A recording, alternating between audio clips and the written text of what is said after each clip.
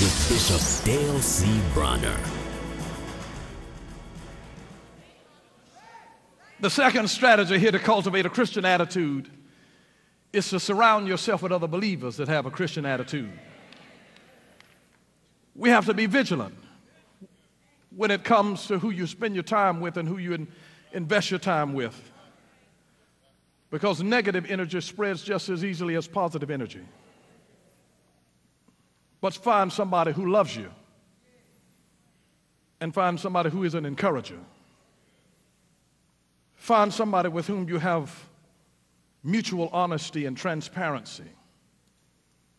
Find somebody who is successful in overcoming problems. Find somebody who has made a mistake and recovered. Find somebody who has strong faith in God.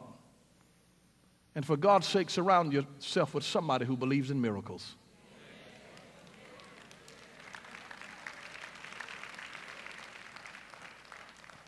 Let me just tell you, people are not all the same. You can't just think that I can just hook up with anybody who goes to my church. You can't just say I'm going to hook up with anybody just because they say they're saved.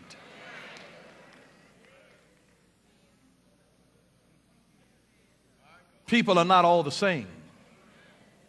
There's a difference. There's a reason that he said when he comes back that there are going to be two on the housetop and one will be taken and one left. Two will be in the field and one will be taken and the other will be left, and two will be in the bed and one will be taken, and there's a reason.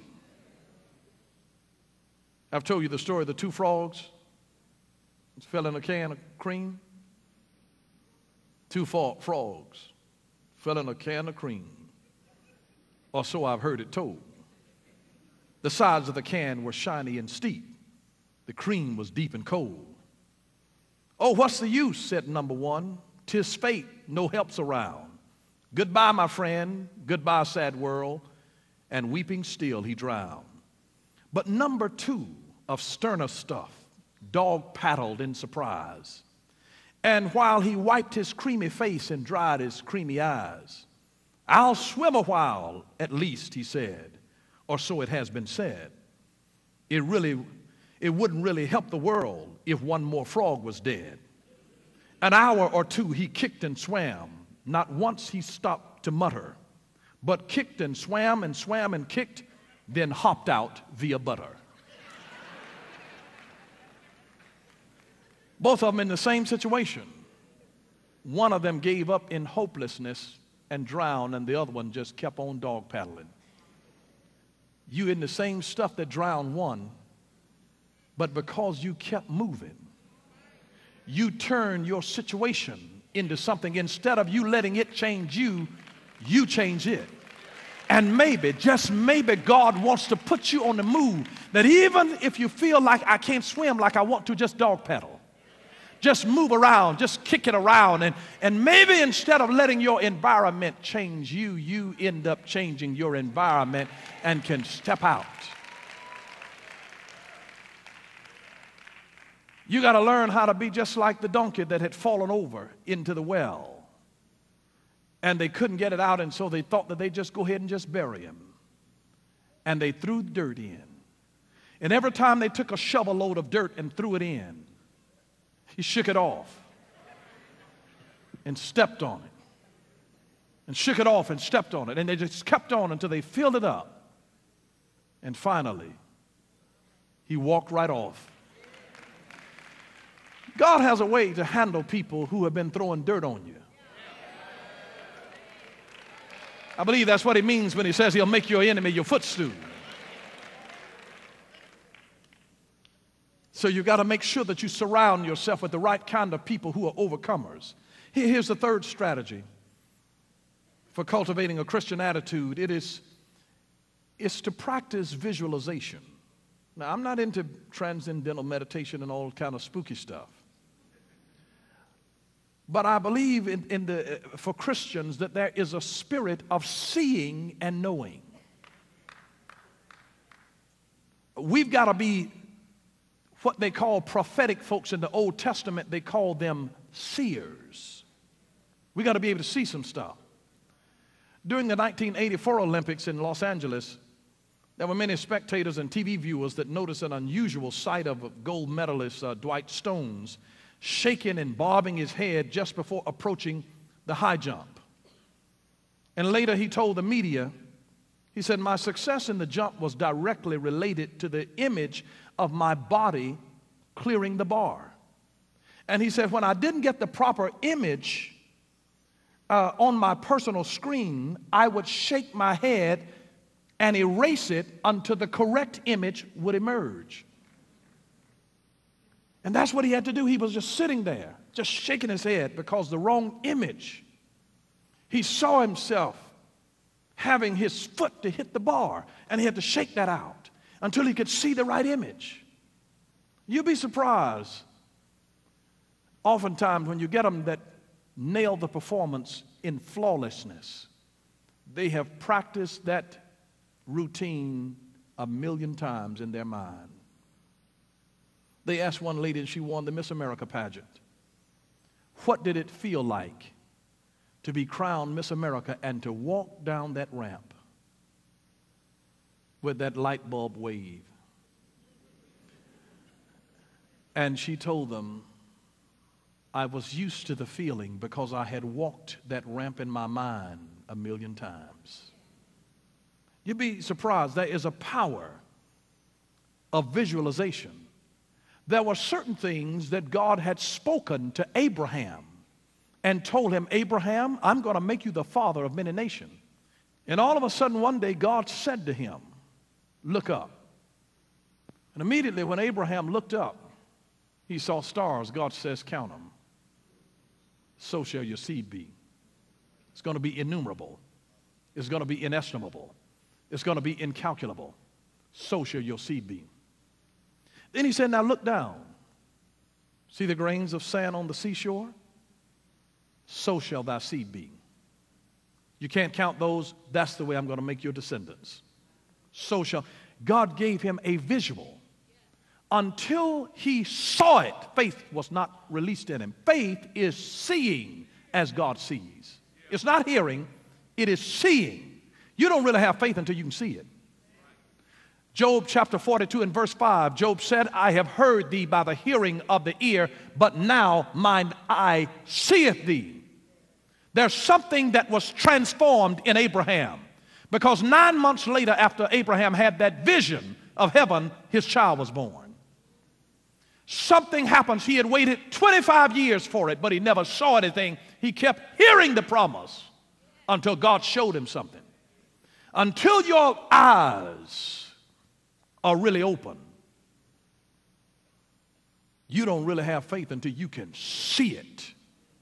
You got to already be able to taste it because your vision is just that vivid. You got to see yourself victorious. You got to see yourself already walking with this thing. You got to see yourself already with your degree, graduating, going across the stage and getting your degree. See it. See yourself getting out of that class. Just imagine the teacher telling you, you were my best student. Just see it. See it. See yourself at the end of the year getting a bonus from your boss. See it. See it. See yourself being such an exceptional employee that you force promotion. See it. You'll be surprised what will happen when you allow yourself to use the power of visualization, when you see yourself as a Christian, because you respond to people the way you see yourself. That's why when this man, the story of the Good Samaritan, you remember the man fell among thieves? The thieves saw the person as somebody to exploit.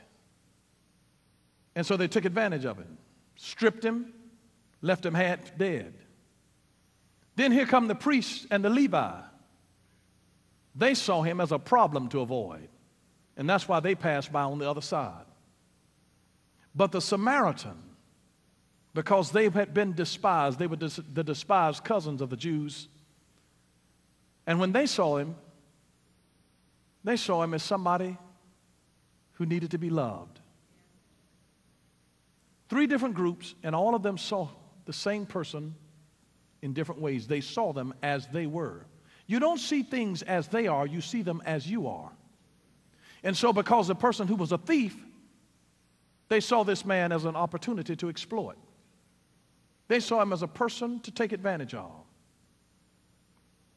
The priest and the Levite, because they deal with people and people equal problems, they saw him as a problem to avoid and passed by on the other side. But the Samaritans knew what it was to be rejected. They knew what it was to be ostracized, to be looked at as a second-class citizen. They knew what it felt like for nobody to want to be bothered with you. And so they realized they saw him as a person who needed to be loved, and that's how they responded to them. You treat people the way that you see yourself. See yourself in a different way, and it'll cause you to treat people differently. When you begin to see that even though you're educated, that doesn't make you really any better than this person. This is a human being. This is somebody that needs to be loved. They want to be respected. They may not have as much as you have, but they deserve to be respected and treated as a fellow human being. And you see them that way, and you'll be surprised what can happen. And so put up pictures around you of whatever it is that you desire to be, and use real pictures to give you a visual of what God has spoken to you. Just put up pictures of it. Put up pictures of it. Put up pictures of your own success. I don't care if it was nothing but perfect attendance. Put it up. It shows you can be consistent in something. Put it up. Put it around you. And you'll be surprised what can happen. You see, the image that stays in your mind becomes real in time. It really does. Focus on the positive. Because if you can see it, you can be it. Dr. Jim Lohr, he's president and CEO of the Mentally Tough Corporate Training Program. He's conducted research showing that the highest achievers in all professions tend to be those with the most highly developed powers of visualization. The key, he says, is that the image logged into the mind causes our thoughts and even our bodies to react as if they were real in certain measurable, highly significant ways. He simply said that the brain cannot tell the difference between the real deal and what you see in your vision. So your body and your mind begins to react to the vision that you see as though it were actually happening. You're talking about the power to be able to transform some things. That's why I believe that he told us that we ought to speak to ourselves. And you need to see something. You need to see yourself as God sees you. If you could only see that you are the apple of his eye, I wish that he would give us a perspective of how he sees us. And that's why God rarely ever talks to us about how we are. God always talks about the destiny that he sees in us. He's always speaking to that perfected part, that gift that's already in us in full operation. He doesn't even show you floundering. He shows it in full blossom. Where you're going, God speaks to your destiny. Here's the fourth way to cultivate a Christian attitude. This is not real deep, but it is practical. It is to smile and to laugh. Research reveals that our smiles actually alter our physical being. Paul Ekman, a psychologist at the University of California at San Francisco, found that when subjects smiled, their immune systems worked more efficiently, more effectively. And don't stop at smiling, laugh too. Norman Cousins explains in his book, Anatomy of an Illness, that laughter played a key role in his recovery from severely inflamed joints. He discovered, for example, that 10 minutes of belly laughter often allowed him to sleep pain-free for hours at a time. In a study that was conducted at Western New England College in Springfield, Massachusetts, 10 students were divided into two groups. One group watched funny videos while the other group watched a lecture on anxiety. I think I would have wanted to be in the group that was watching the funny videos. And afterwards, the saliva of both groups, the group that had viewed the comedy, it contained increased amounts of immunoglobulin A, an antibody that fights off upper respiratory infections. and the saliva of the other subjects, in contrast, remained unchanged. You know, you get sick, you might want to just order the Three Stooges. It seems far too many of us lose our ability to laugh the older that we get. Did you know that the average 6-year-old child laughs 300 times a day, and the average adult only laughs 17 times a day? We're taking ourselves too seriously. Relax. You need something to laugh about. You know, I got some pictures I need to show you. Job chapter 5 and verse 22 says, "At destruction and famine thou shalt laugh. Thou shalt laugh." Psalm 126 verse 1 and 2, it says, "And when the Lord turned again the captivity of Zion, they were like them that dreamed. Then was our mouth filled with laughter and our tongue with singing." Proverbs 17:22 says, "A merry heart doeth good like a medicine." And it's amazing that we have been able to find that medicine has borne out the truth that when people learn to laugh. I was on the airplane in the secular magazine, a man that was diagnosed with cancer. He said that, you know, he'd been given like 6 months to live. And he said because of that, he sent his sons out to rent nothing but comedies. He said, if I don't have 6 months to live, he said, I'm going to live it up. He said, I'm going to have a good time. I'm not going to be sad sitting around waiting for death to come to me. And his sons brought home a full collection of the Three Stooges. He watched those movies and laughed and laughed and laughed and laughed until he laughed himself well. And he's healed and wrote an article about it. Without medication, he laughed himself well. It so fortified his immune system. You will be surprised what can happen when the world has said something so serious. Sometimes the people said that they want all the money. When? You may as well go ahead and laugh. You don't have all the money, you may as well go ahead and laugh. Don't let it stress you out and give you ulcers and got nervous problems and your stomach, digestive tract is all jacked up and you can't sleep at night. You may as well have a good time. I owe you how much? You want your money when? There is a joy. You know, when you talk about the joy of the Lord is your strength, you are strengthening your system. Listen, don't let things stress you out by taking life. I have learned to wear life like a loose garment. And that when you get burdened down with all of the stuff and stress and negativity of stuff that is going on, you may as well just look at the destruction and laugh. And when you laugh, it becomes a sign to the devil that, devil, I'm not studying you. I'm not worried about you. You hit me if you wanna. It's your way of saying that I'm not intimidated by you, that my faith in God is greater than the circumstances that I see right now. It doesn't mean that I'm too foolish and irresponsible in my life, but it's saying that I've got enough sense that the battle is not mine, the battle is the Lord. And I'm not going to stress myself out over this thing. I'm going to rejoice in the God of my salvation. I'm going to be happy. I don't know about you, but I enjoy being around other happy people, other folks with an uplifted spirit that take life in stride and say, listen, is this all we have to eat? And even though it's a difficult time, but you learn to be around somebody that knows how to laugh in their life and celebrate the goodness of who Jesus is. There's a joy that comes, and you'll be surprised that when that positive Christian attitude flows out of you in love, in laughter, in being able to talk the right kinds of things about yourself and see the right kind of images, all of these things influence your Christian attitude of how you behave.